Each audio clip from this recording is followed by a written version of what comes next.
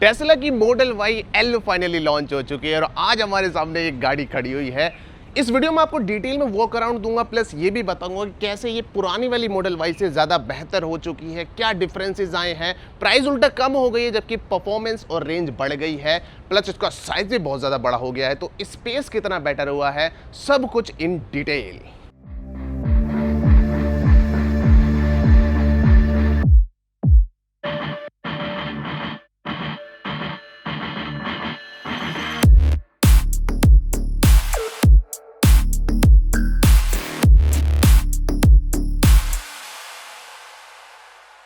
Front की बात करें तो कोई भी मेजर चेंजेस नहीं आया है, वही डिज़ाइन है। इवन टेस्ला की मोस्टली गाड़ियाँ सेम ही दिखती हैं। ये मॉडल एल है, वहाँ पे खड़ी हुई है पुरानी वाली मॉडल वाई स्टैंडर्ड। दोनों में कोई भी आपको डिफरेंस देखने को नहीं मिलेगा, लेकिन फिर भी बता दूं यहाँ पे आपको एक बहुत बड़ी सी DRL देखने को मिलती है, प्लस यहीं पे आपको एक इंडिकेटर भी देखने को मिल जाता है, जो आप इंडिकेटर दोगे जब जलता है।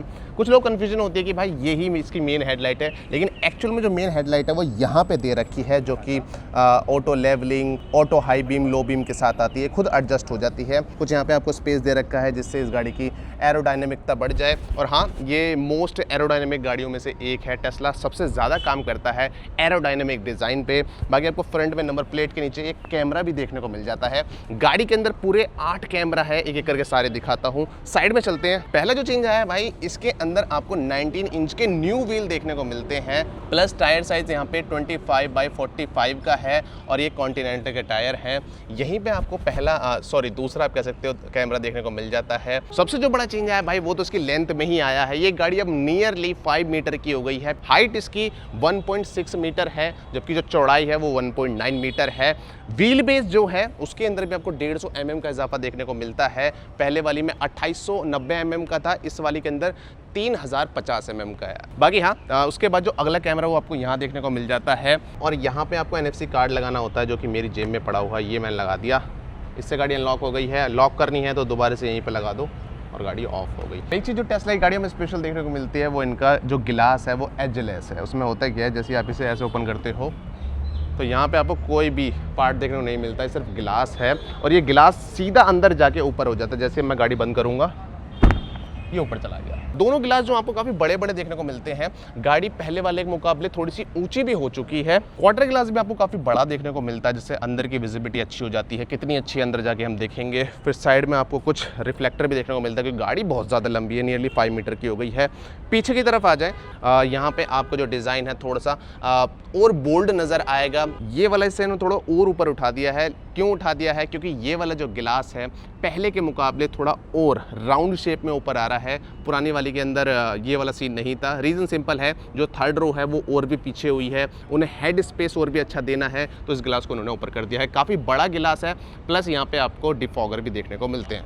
पीछे और क्या देखने को मिलता है, यहाँ पे कैमरा आ जाता है। पीछे पूरी लाइट है, यहाँ पे काफ़ी अच्छी लगती है। टेस्ला ये जब लाइट जलती है तो काफ़ी अच्छी तरीके से विजिबल भी होता है। साइड में इंडिकेटर्स हैं, टेल लाइट सेटअप है पूरा। नीचे की तरफ आपको कुछ रिफ्लेक्टर देखने को मिलते हैं। यहाँ रिवर्स लाइट का होगा आई गेस। अब ये ऑल व्हील ड्राइव सेटअप के साथ आती है, तो पीछे वाला जो व्हील है वो तो सेम है, लेकिन टायर साइज़ यहाँ पे ज़्यादा है। ये टायर चौड़ा ज़्यादा है। यहाँ पे आपको 275/45 सेक्शन का टायर मिलता है, जबकि फ्रंट में आपको 255 मिलता है। ओके, तो इंटीरियर की बात करें तो काफी मिनिमलिस्टिक सिंपल इंटीरियर है, लेकिन अगेन ऐसा लग रहा है कि मैं किसी फ्यूचर गाड़ी में बैठा हुआ हूं, क्योंकि यहाँ पे ना अलग से क्लीननेस मुझे फील हो रही है।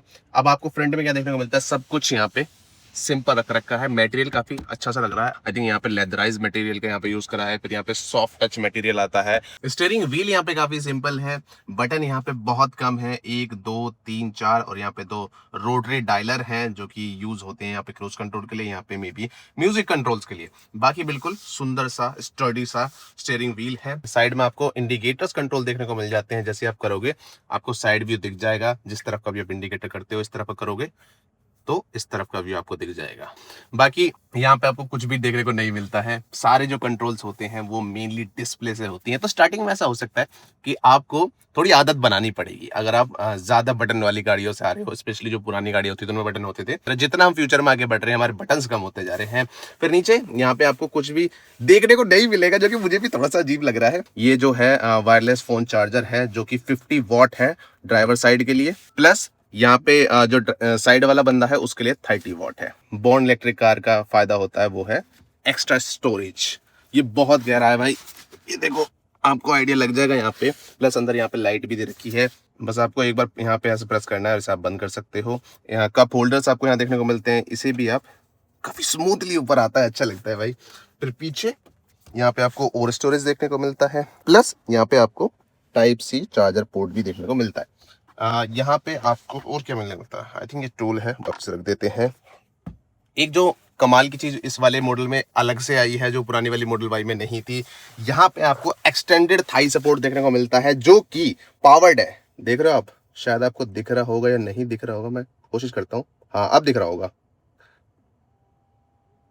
ये देखो ये नीचे चला गया, तो ये पूरा, और इसके वजह से ना भाई देखो बिल्कुल मुड़ गया। अब पूरा ऊपर कर देता हूँ, ये पूरा हो गया, जिसकी वजह से मैं ना काफी कंफर्टेबली बैठ पा रहा हूँ। और डेफिनेटली कंफर्ट के मामले में एक बहुत बड़ी एनहांसमेंट है। बाकी जो सीट है कंफर्ट वाइज मुझे पोजीशन वाइज अच्छी लग रही है, और जो फोम है इसकी काफी सपोर्टिव भी है। एक चीज और है कि भाई गाड़ी के अंदर जितने भी पार्ट्स आप देख रहे हो, चाहे वो सीट हो, सीट कवर हो, कुछ भी हो, वो सब टेस्ला ने बनाए हैं, बैटरी सेल्स को छोड़ के और कार के टायर को छोड़ के। डोर पे आपको चारों बटन देखने को मिल जाते हैं, मिरर वाले, एक तो जो कि वन टच है, साइड वाले के लिए भी वन टच ही है। ये पकड़ने के लिए हैंडल है, ये डोर अनलॉक करने के लिए है, जैसे आप इसे प्रेस करते हो डोर इजीली अनलॉक हो जाता है, जिसे आप खोल सकते हो ऐसे करके। यहाँ पे आपको अच्छी खासी बोतल रखने का स्पेस मिल जाता है, आई गेस 1 लीटर की तो इजीली आ जाएगी, और थोड़ा और सामान भी आ जाएगा। स्पीकर यहाँ भी देखने को मिलता है, फिर यहाँ भी है और वहां भी है। बहुत बड़ा अपग्रेड हुआ इस वाले वेरिएंट के अंदर।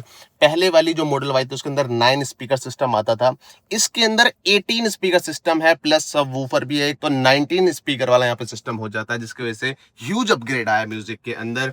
बाकी और क्या रह गया, यहाँ पे आपको सनशेड देखने को मिलती है विद मिरर एंड लाइट, अच्छा हो जाता है ये। फिर यहाँ पे आपको लाइट देखने को मिलती है, हजार्ड का बटन यहाँ पे दे रखा है, ये टच वाली लाइटें हैं, जैसे आप प्रेस करोगे और तेज हो गई, एक बार दबाओगे मंदी हो गई, फिर ये मीडियम सेटिंग पे आ गई। यहाँ पे आपको एक इंटरेस्टिंगली कैमरा देखने को मिलता है। गाड़ी में पूरे 8 कैमरे हैं, उसमें से एक कैमरा ये भी हो जाता है। एक चीज आपको यहाँ पे मिसिंग लग रही होगी, बहुत ज्यादा मिनिमलिज्म का यहाँ पे काम किया गया है, तो आपको एसी वेंट नहीं दिख रहे होंगे। एसी वेंट एक्चुअल में इन्होंने यहाँ दे रखे हैं, ठंडी ठंडी हवा आ रही है यहाँ से, और इधर भी यहाँ पे दे रखे हैं, तो उन्हें छुपाया गया है।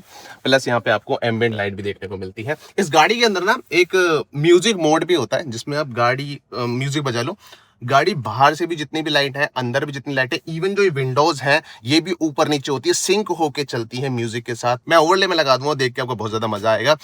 बड़ी सी डिस्प्ले है, जो कि पहले के मुकाबले बड़ी हो चुकी है। पहले 15.5 समथिंग इंचेस की थी, ये 16 इंचेस की बहुत बड़ी डिस्प्ले है, जिसमें सारे फंक्शन आपको देखने को मिल जाते हैं। जैसे पीछे में दबाया कैमरा वगैरह, आप गाड़ी के जितने भी कैमरास हैं उन्हें आप खुद से यहीं पे देख सकते हो। इसके अंदर 8 कैमरा है भाई पूरे। प्लस एक फीचर और भी तगड़ा है कि आप मोबाइल ऐप से भी, इनका एक सेंट्री मोड होता है, जिसके अंदर आप गाड़ी कहीं भी खड़ी हो, मोबाइल ऐप से अपनी गाड़ी के जो भी कैमरे हैं उसका व्यू ले सकते हो। प्लस अगर आपकी गाड़ी में कोई छेड़छाड़ करता है तो गाड़ी उस बंदे को रिकॉर्ड कर लेती है, जिसे आप बाद में देख भी सकते हो। प्लस 2 दिन की ये मैक्सिमम रिकॉर्डिंग कर लेती है, और आप मोबाइल ऐप से ही अगर कोई आपको बंदा दिख रहा है और आपको उसे कुछ मैसेज देना है कि ओए दूर हट जा मेरी गाड़ी से, तो वो भी आप कर सकते हो। बाकी इतनी बड़ी डिस्प्ले का एक फायदा और भी है कि आप यहाँ पे अगर आप गाड़ी खड़ी करके बैठे हो, तो यहाँ पे आप जो भी एप्स होते हैं, जैसे अमेजोन म्यूजिक, यूट्यूब, नेटफ्लिक्स वगैरह, इजीली सब कुछ देख सकते हो। सारी चीजें आपको यहीं पे देखने को मिल जाती है।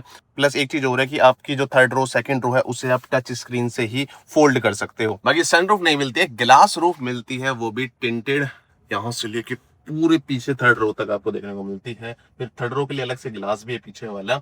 अब एक काम करते हैं भाई, सबसे मेन चीज, ये गाड़ी इतनी बड़ी है तो उसका फायदा क्या होगा? सबसे मेन फायदा होता है स्पेस।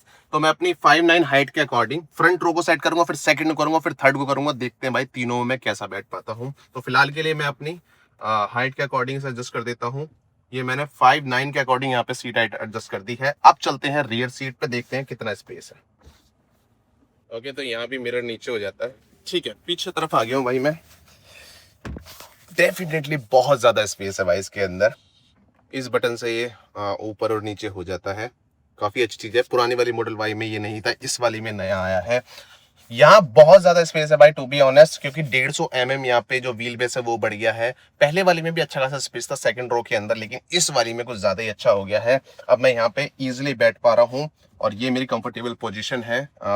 यहाँ पे आपको एक चीज और देखने को मिलती है जो पुरानी वाली मॉडल वाई में नहीं थी। बी पिलर में आपको एसी वेंट देखने को मिलता है। एसी वेंट यहाँ भी है और अपना यहाँ भी हमें देखने को मिलता है, तो दोनों जगह एसी वेंट है। प्लस यहाँ पे लाइट देखने को मिलती है, आप इसे प्रेस करके यहाँ पे कुछ टांग भी सकते हो और इसे प्रेस करने से लाइट की इंटेंसिटी सेट हो जाती है। फिर बाकी आपको नीचे डोर पे एम्बिएंट लाइट देखने को मिलती है, सॉफ्ट टच मटेरियल है, स्पीकर है, वही विंडो अप एंड डाउन का बटन है और एक डोर अनलॉक करने का है। यहाँ भी आई थिंक 1 लीटर की बोतल इजिली आ जाएगी। फिर यहाँ पे आपको मैगजीन होल्डर देखने को मिलता है। एक बार पैर देखो भाई, कितना इजीली बैठा हूँ यहाँ पे मैं, कितना स्पेस है यहाँ पे। अगर मैं थोड़ा और भी आगे कर दूँ, क्योंकि मैं थर्ड रो भी सेट चेक करके देखनी है, तो मैं एक बार इसे आगे कर देता हूँ। बटन थोड़ा नीचे की तरफ है, ये मैं आ गया और मैं इसे यहाँ पे एडजस्ट कर रहा हूँ ताकि हम पीछे वाली रो को भी देख पाए। प्लस सेकंड रो में जो बंदा बैठेगा ना भाई, वो पूरा सीट को ऐसे पीछे कर सकता है, उसके तो मजे ही आ जाएंगे। मैं दिखाता हूँ कितना एक्चुअल में हो जाता है ये। अगर पीछे बंदा कोई नहीं बैठा है, पूरी जान दो फिर तो। ये कुछ पोजीशन बन रही है भाई, और मुझे तो मजा आ रहा है भाई, कंफर्टेबल है। खैर, सारे कंट्रोल्स आपको इस टच स्क्रीन पे देखने को मिल जाते हैं। यहाँ पे सबसे पहला जितनी भी सीट है सेकंड रो और थर्ड रो की, वो आप यहीं से कंट्रोल कर सकते हो। सबसे पहला बॉस मोड जो हमें गाड़ियों में देखने को मिलता है टाटा जैसी, यहीं से मैं प्रेस करूंगा तो ये वाली सीट जो है आपकी आगे हो जाती है। और एक चीज और है कि अगर यहाँ पे कोई बंदा बैठा है ना, तो ये वर्क नहीं करता है। प्लस यहाँ पे जितनी वेंटिलेशन है, हीटिंग फंक्शन है, वो भी यहीं से कंट्रोल होंगे। प्लस फोल्डिंग भी। सबसे पहले आपको दिखाता हूँ, जिस रो पे मैं बैठा हूँ, ये वाली सीट है मेरी। यहाँ पर प्रेस करोगे तो आप हीट भी कर सकते हो, कूल भी कर सकते हो, फिर उसकी इंटेंसिटी को भी सेट कर सकते हो। सेम इस वाली के लिए भी, यहाँ भी आप दोनों चीजें कर सकते हो। रियर सीट में आपको हीटिंग देखने को मिलती है, वेंटिलेशन देखने को नहीं मिलता है, वो भी आप यहीं से एडजस्ट कर सकते हो। प्लस अगर आपको सीट को फोल्ड करना है ना, तो आपको ये प्रेस करना है, पीछे की सीट देखो ऑटोमेटिकली फोल्ड हो गई। तो अगर आपको कुछ सामान ज्यादा एक्स्ट्रा कैरी करना है तो इतना सारा स्पेस हो जाता है। बूट स्पेस में अलग से भी चेक कराऊंगा। बाकी यहीं पे आपको एसी कंट्रोल्स भी देखने को मिलते हैं। ये देख रहे हो, यहाँ पे पूरा एनिमेशन के थ्रू दिखा रहा है कि भाई कैसे एयर आएगी। बाकी अगर मैं और कर दूं तो बाकी ये सीट फोल्ड का आ गया। फिर यहाँ पे म्यूजिक हो गया। अगर आपको नेटफ्लिक्स यूट्यूब देखना, वो भी आप इसी स्क्रीन पे देख सकते हो। 8 इंच की स्क्रीन है और क्वालिटी काफी अच्छी है भाई इसकी। बाकी यहाँ पे आप ब्राइटनेस भी सेट कर सकते हो। यहाँ पे साउंड कंट्रोल्स वगैरह आ गए। ठीक है, तो काफी यूजफुल डिस्प्ले है यहाँ पे ये। और यहाँ पे आपको अगेन थोड़ा सा अच्छा लग रहा है, कैप्टन सीट है ये, with seating, with heating, ventilation. लेकिन मसाज यहाँ पे थोड़ा सा मिसिंग मुझे लगा है, वो होती तो और मजा आता। अब चलते हैं थर्ड रो के अंदर। वहां पे मेरे को कितना स्पेस देखने को मिलता है। देखो, एक प्रेस होते ही ना ये भी बाहर आ गया, तो कप होल्डर भी आपको यहाँ पे देखने को मिलते हैं। प्लस यूएसबी पोर्ट्स भी, ये दोनों यहाँ पे। तो यूएसबी पोर्ट यहाँ पे भर भर के दिए गए हैं। अब चलते हैं भाई थोड़ा सा पीछे। पीछे जाना काफी इजी है, और मैं सीट को एक बार ऊपर कर देता हूँ यहीं पे कंट्रोल से। ये ऊपर कर दी मैंने सीट। ठीक है, तो ये वाली जो फ्रंट वाली जो सीट थी, वो मेरी 5'9" के अकॉर्डिंग सेट थी, और आई थिंक इस तरीके से बैठ पाऊंगा यहाँ पे। अच्छा है भाई। 5'9" फ्रंट में रखा मैंने, 5'9" बीच में रखा, और 5'9" में पीछे आ गया हूँ थर्ड रो के अंदर। मुझे बिल्कुल भी बिच्चा बिच्चा फील नहीं हो रहा है। और मैं नहीं कहूंगा कि ये बिल्कुल अडल्ट्स के लिए सीट है, लेकिन ये बिल्कुल बच्चों के लिए भी सीट नहीं है। अब यहाँ पे क्या देखने को मिलता है आपको, सबसे पहले यहाँ पे सी पिलर के अंदर एसी वेंट देखने को मिलता है, जो कि थर्ड रो को काफी अच्छा बना देगा। यहाँ पे आपको कप होल्डर देखने को मिल जाता है। थर्ड रो के अंदर भी आपको थोड़े हिडन टाइप सी पोर्ट देखने को मिलते हैं, ये भी ऑब्वियसली पुरानी वाली में नहीं था। प्लस यहाँ पे आपको अगेन ये वाला बटन देखने को मिलता है, जिससे आप मेरी वाली सीट को, जिसमें मैं बैठा हुआ हूँ थर्ड रो, इसे कंट्रोल कर सकते हो। ओके, हेडरेस्ट को पीछे करने के बाद अगर मैं सीट बिल्कुल पीछे कर दूं, ये मैंने बिल्कुल पीछे कर दी है, या इट्स कंफर्टेबल इनफ। लेकिन हाँ, धूप यहाँ से आएगी, और जो कि सर्दियों में तो अच्छी लगेगी, लेकिन हाँ ठंड में थोड़ा सा अनकंफर्टेबल हो सकता है। बाकी यहाँ पे सीट बेल्ट भी है, जिसे आप ऐसे लगा सकते हो, और अगर आप ऐसे ट्रैवल कर रहे हो तो कंफर्टेबल तो है। थाई सपोर्ट यहाँ पे थोड़ा सा कम है, अगेन जो कि थर्ड रो में ज्यादातर सब में ही मिसिंग होता है। उसको अगर इग्नोर करते हैं तो या third row is comfortable. Plus visibility यहाँ पे अच्छी है, शीशा यहाँ पे भी है, आगे के भी दिख रहे हैं, यहाँ से भी कुछ भी पैसेज में कोई रुकावट नहीं है, ये स्पेस ही पूरा खाली है। प्लस यहाँ भी मिरर है, तो विजिबिलिटी में फुल मार्क है। प्लस थर्ड रो के हिसाब से काफी अच्छा स्पेशियस यहाँ पे मामला है। मेरे जैसा एक बंदा आई थिंक और भी आ जाएगा। अब एक बार बूट स्पेस पे दिखाता हूँ, पूरी रो फोल्ड करके दिखाता हूँ कि आपको कितना बूट स्पेस मिलता है। ओके, तो बैक साइड आ गया, और बैक साइड में मुझे प्यारा सा सुंदर सा चार्जर दिख गया भाई टेस्ला का, और ये है इसका चार्जिंग पोर्ट। यहाँ पे एक्चुअल में इसका चार्जर लगता है, एसी चार्जर दोनों मिला के डीसी चार्जर ऐसे हम लगा सकते हैं। आई डोंट नो चालू चालू तो है, मैं लगाऊंगा नहीं, बट यहाँ पे आपका टेस्ला का लोगो भी जो है लाइट कर रहा है। बाकी बंद कर देते हैं इसे मैं वापस लगा देता हूँ ऐसे। मेन चीज बूट स्पेस कैसे होता है, तो यहाँ से हमें एक बार प्रेस करना होगा, बटन इज हियर, और ये ओपन हो जाता है।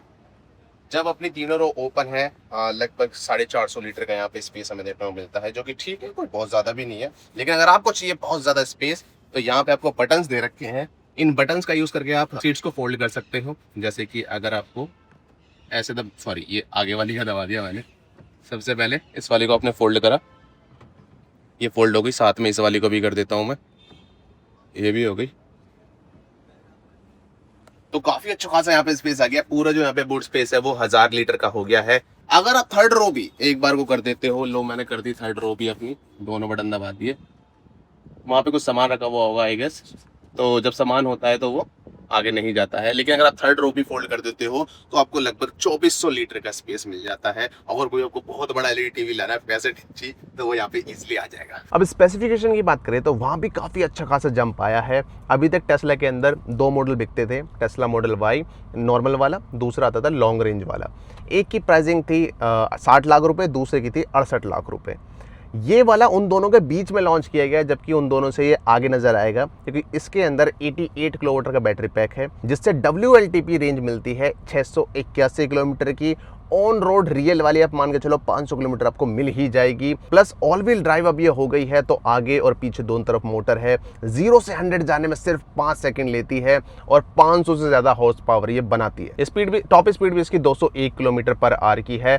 तो कुल मिला के जो बाकी 2 वेरिएंट है उनके मुकाबले यहाँ पे कंफर्ट भी ऐड हो गया है, सीट भी ऐड हो गई है, फीचर्स भी ऐड हो गए कई सारे, लेकिन प्राइसिंग यहाँ पे कम हो गई है। मॉडल वाई एल की जो कीमत है वो है 62 लाख रुपीज, जो कि डेफिनेटली जो बाकी की 2 मॉडल वाई इंडिया में सेल हो रही है उनसे ज़्यादा वैल्यू फॉर मनी से बना देता है।